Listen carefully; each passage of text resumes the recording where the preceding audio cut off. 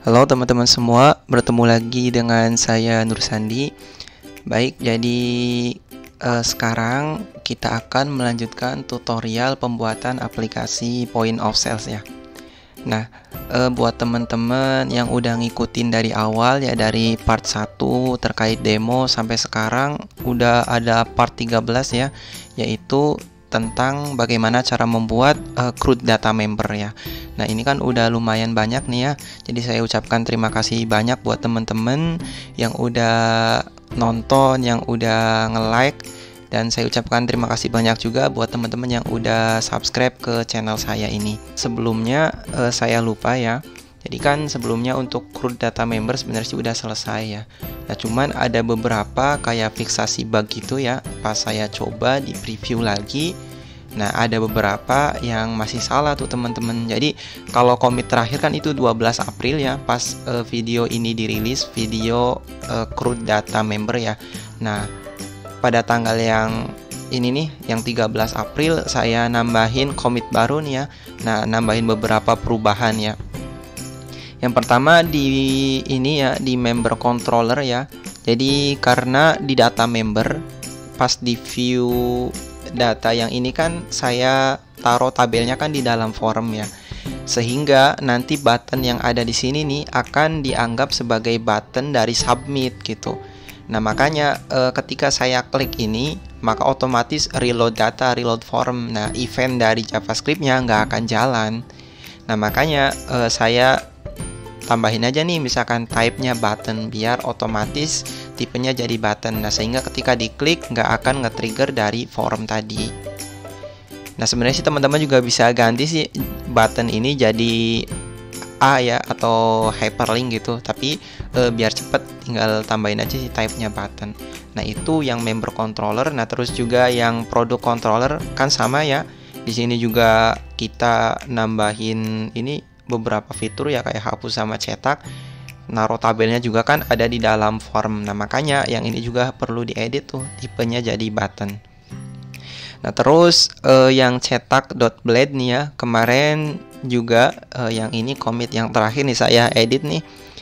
Jadi sebelumnya yang width ini nih, width 50% nggak perlu ya. Nah, jadi sekarang saya hapus saja nih yang ini, terus saya ganti ke sini. Udah sih gitu aja. Nah, terus sisanya sama, paling ini nambahin enter kayaknya, atau sama ya. Nah, paling terakhir saya nambahin ini nih. Jadi ngehitung dulu ya, data member tuh maksudnya yang di checklist di sini nih. Jadi ada berapa data ya.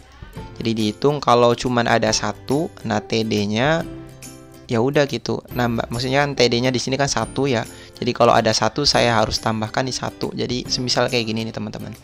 Jadi semisalkan kan di sini satu ya.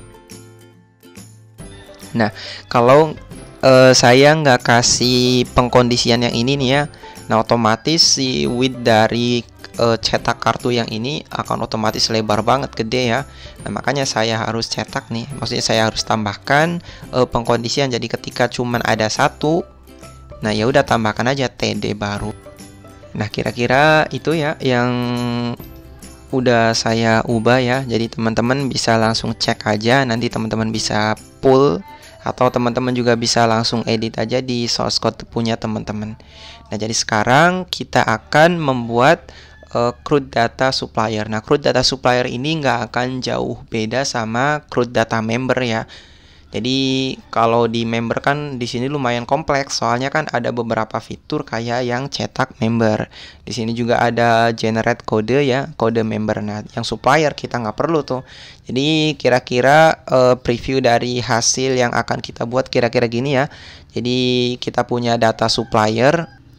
Nah, terus data supplier tadi misalkan ada nama kolomnya, ada nama supplier, ada telepon dan juga alamat ya. Nah, kira-kira gini. Jadi simple, kita nggak aneh-aneh, kita cukup bikin CRUD kayak biasa. Oke, langsung aja mulai ya. Jadi pertama-tama gimana nih? Pertama biasa ya, kita bikin modelnya terlebih dahulu. Jadi misalkan PHP artisan make, modelnya apa? Supplier.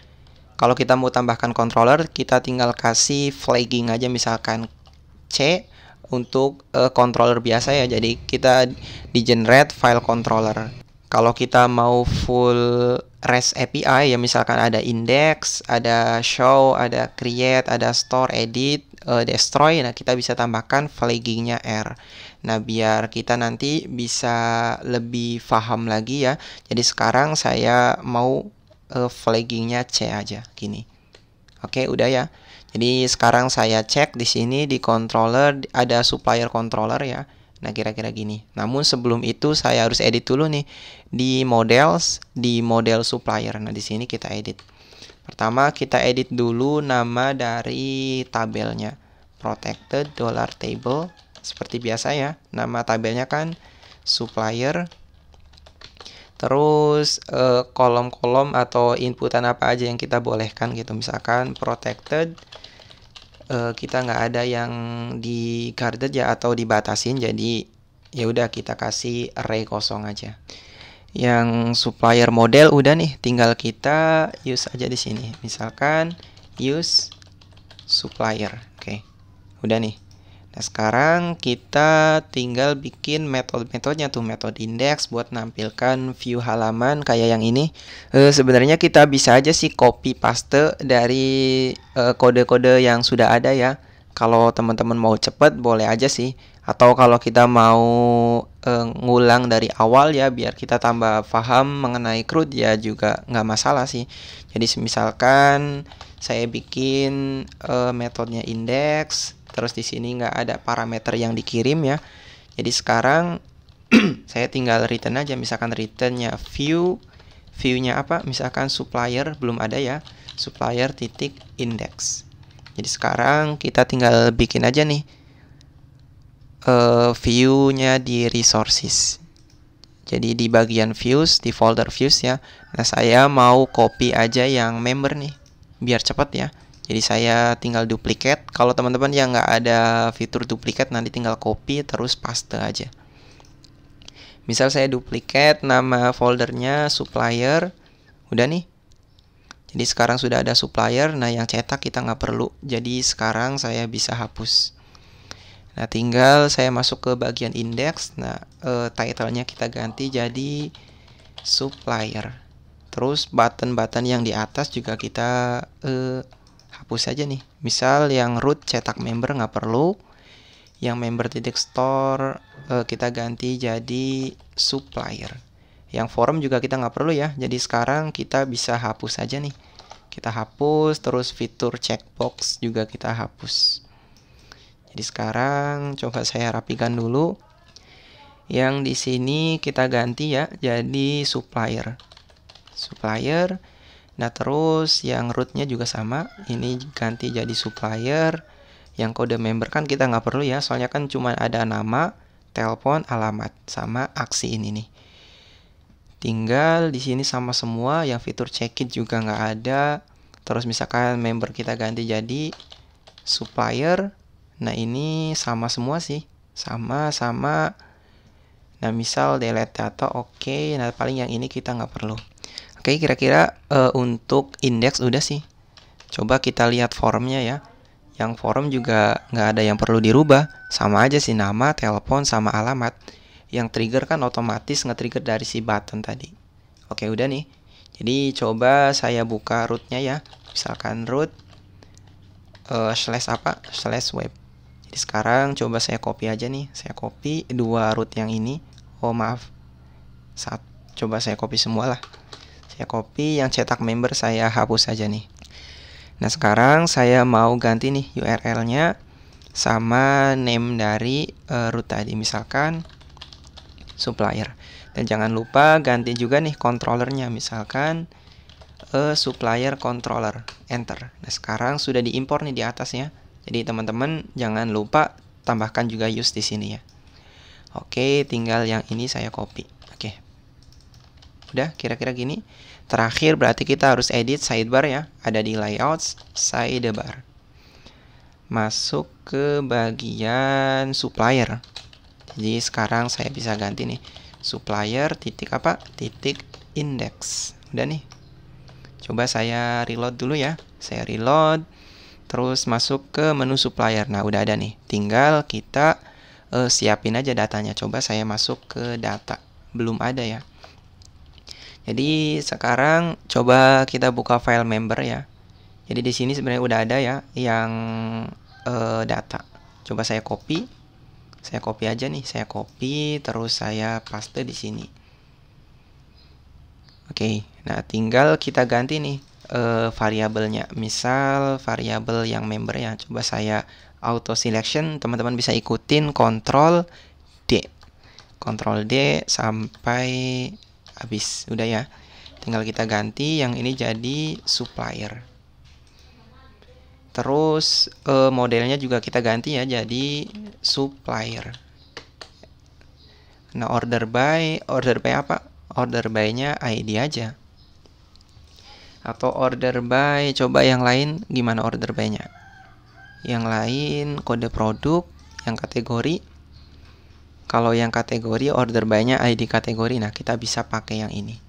Jadi sekarang order by-nya misalkan ID supplier.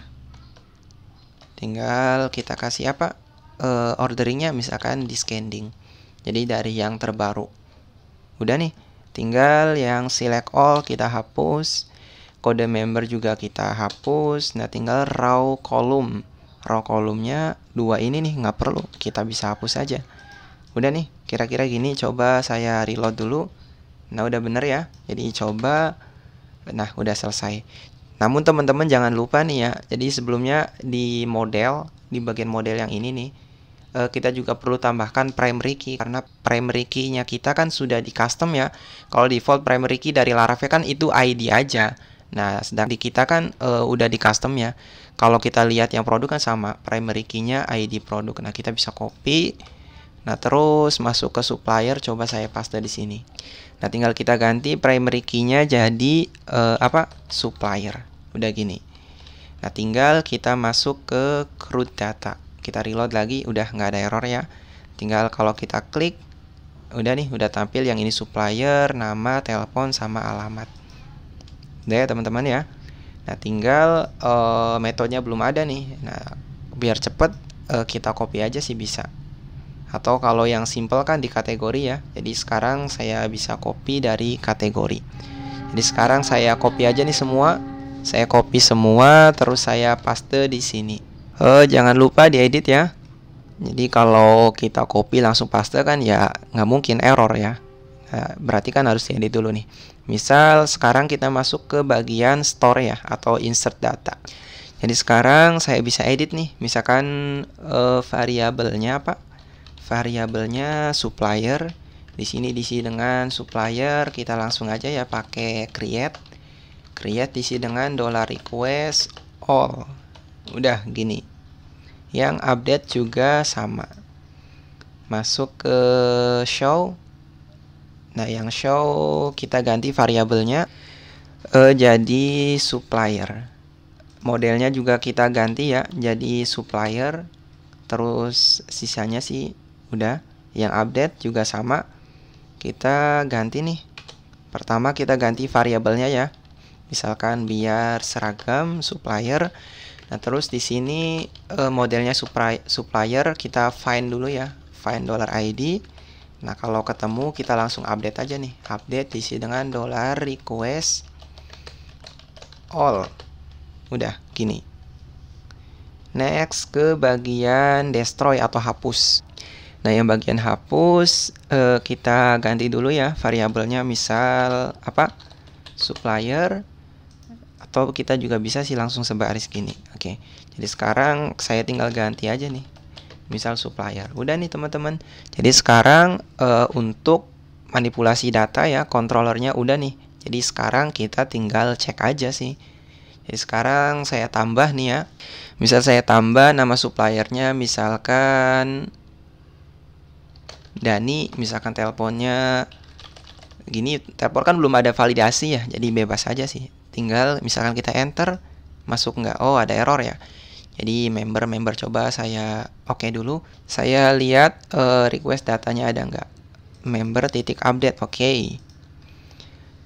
masuk ke sini. Oh ya, ini belum diedit ya. Jadi sekarang edit dulu nih bagian ini, ganti jadi supplier. Edit form, delete data. Oke, udah nih teman-teman. Nah, udah ya. Coba saya masuk lagi. Ada select all. Oke. Yang di sini berarti perlu diedit nih. Select all kita hapus saja. Nah, terus apa lagi nih? Udah ya. Kayaknya ada yang kurang match. Oh iya, ini nih. Jadi headernya kebanyakan ya, ada kode. Padahal kita nggak butuh tuh. Jadi sekarang saya hapus aja nih. Saya hapus, coba saya reload lagi. Nah, udah selesai. Tinggal coba saya edit, misalkan alamatnya Jalan Kibandang, Samaran. Saya simpan. Nah, udah bener ya. Coba saya tambah lagi, misalkan nama suppliernya Saiful, nomor teleponnya bebas, alamatnya juga bebas ya, free text. Nah, tinggal coba saya hapus. Oke. Nah, udah sih teman-teman. Jadi sekarang simple banget sih. Jadi kita bikin untuk CRUD data supplier ya. Nah, CRUD ini juga kan nggak aneh-aneh ya. Cuman ada CRUD untuk manipulasi data aja. Nambah, edit, sama hapus. Karena kita juga sudah bikin di video-video sebelumnya. Jadi kan kita tinggal copy paste aja biar cepet. Kalau kita tulis ulang juga nggak masalah ya. Nanti teman-teman saya sarankan sih tulis ulang aja ya. Misalkan kita akan bikin CRUD data supplier ya. Jadi mulai dari metode index, terus kalau kita mau nge-store kita akses ke metode store di controller supplier yang ini ya. Jadi kita buka, jadi kita edit satu-satu. Jadi nggak sekaligus kayak yang sekarang. Karena kebetulan biar cepet ya videonya, jadi saya bikinnya kayak gitu ya, tutorialnya ya. Tapi tadi sih biar teman-teman lancar untuk CRUD data, karena kan best practice-nya kan ketika kita membuat aplikasi kan ya pasti kita nggak akan lepas dari CRUD data. Nah, sedangkan CRUD data merupakan ya landasan awal gitu ya, atau yang perlu banget kita kuasain ya ketika kita ingin bikin aplikasi yang besar maupun skalanya udah ya lumayan ya. Jadi CRUD data itu sangat penting. Di saran saya tadi, teman-teman jangan males bikin CRUD ya. Walaupun tadi ya CRUD-nya sangat simpel kayak gini. Oke, kira-kira gitu ya tutorial pada video kali ini. Jadi harapannya semoga teman-teman suka, teman-teman juga nggak bingung ya. Jadi kalau teman-teman ada yang bingung, teman-teman coba ulangi lagi ya di CRUD data kategori yang ini nih ya. Nanti kalau sudah, teman-teman bisa back lagi ke supplier. Atau kalau masih bingung, coba teman-teman bisa back ke daftar member. Nanti bisa kembali lagi ke video kali ini. Gitu ya. Atau kalau masih ada yang bingung, teman-teman bisa tulis aja di kolom komentar. Nanti sebisa mungkin saya jawab. Buat teman-teman yang suka, teman-teman bisa klik tombol like ya. Jangan lupa dibagikan ke yang lain ya. Barangkali yang lain juga perlu atau lagi belajar mengenai pemrograman, terutama di PHP maupun Laravel. Dan biar nggak ketinggalan kalau ada video atau notifikasi baru, teman-teman bisa klik tombol subscribe ya, biar saya tambah semangat lagi untuk membuat video tutorial terkait web application ya. Atau kalau sekarang kan yang sudah ada kan masih di PHP atau Laravel ya. Jadi teman-teman bisa klik tombol subscribe. Jangan lupa nyalakan juga lonceng notifikasinya, dan ketemu lagi dengan saya di video selanjutnya.